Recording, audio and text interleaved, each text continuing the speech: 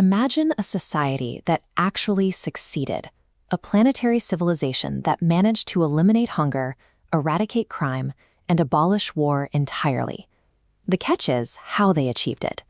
To maintain absolute social peace, the government of this planet, Walden, legally banned all technological innovation. New ideas cause friction, and on Walden, friction is a crime. Bron Hoddan is a hyper-intelligent engineer living on Walden, and the enforced complacency of his homeworld is actively suffocating him. Hoddan recognizes a harsh sociological truth. When a society solves every problem and refuses to move forward, it eventually loses the capacity for independent thought. This pursuit of total flawlessness has created a bureaucratic trap where a civilization simply sits down and waits for a comfortable extinction.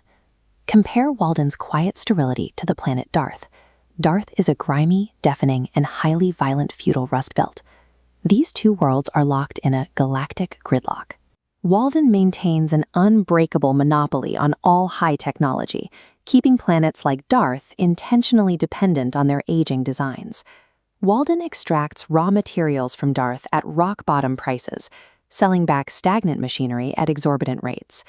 This mirrors 18th century British mercantilism, where the empire forced American colonies to export raw goods, while barring them from building factories. When a monopoly is hard-coded into the law, traditional diplomacy only reinforces the status quo. Breaking a system this rigid requires a deliberate external market shock. Hoddan drafts a radical solution. To wake the galaxy up and break the gridlock, he has to fabricate an external threat that can artificially disrupt the market. He adopts the persona of an Ersatz, or fake pirate. Hoddan uses the exaggerated, theatrical swagger of a warlord to mask the frantic calculations of an engineer running a galaxy-wide con. Step 1 of the heist involves highly publicized, heavily staged raids on Walden's shipping lanes. Hoddan's ship drops in, but instead of spilling blood, he broadcasts an overriding signal that shuts down the lights and begins stealing banking data. The immediate macroeconomic reaction is brutal. Space freight insurance rates for Walden's shipping vessels experience a catastrophic spike. Because of these skyrocketing transit costs, Walden can no longer afford to extract cheap resources from its dependent planets. The math of the old empire suddenly breaks down. When a system is stagnant, an artificial shock to the supply chain is the only way to make the established way of doing business financially unsustainable. Faced with a pirate operating superior technology, the bureaucrats on Walden are forced to do the unthinkable. They finally lift the centuries-old ban on engineering. To protect their hoarded wealth, Walden desperately starts pouring capital into research and development, demanding new shields, building faster engines, and better weapons. This mirrors the real-world post-World War II war economy.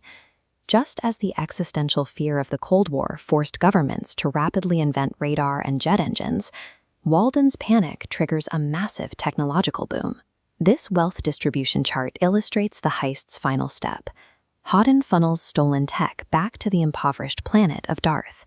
This machinery forces Darth's lords to stop fighting. They build their own infrastructure, permanently severing their reliance on Walden's factories.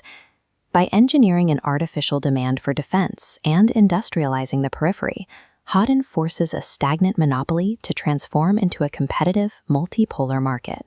The mechanics of this galactic shakedown are grounded directly in the work of historian Arnold Toynbee. Toynbee's challenge and response theory argues that civilizations without external friction inevitably rot from within. Walden's decadent decline maps closely to the historical fall of the Roman Empire.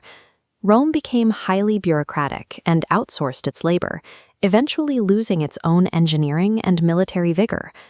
Darth represents the barbarian tribes on Rome's periphery.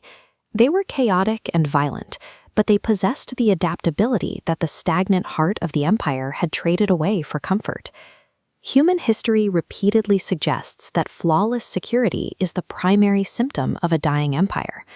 Look at the aftermath on Walden. Their society is panicked, stressed, and exhausted, but they are vibrantly alive for the first time in a millennia. This leaves us with the cost of progress. Is it ethical to force a state of terror onto a peaceful population, even if that peace is an illusion? Hoddan spilled no blood. His terrorism was a carefully engineered performance, designed only to steal a society's technological complacency. True civilization requires friction, risk, and competition to survive. Sometimes an injection of chaos is the only way to save a world from itself.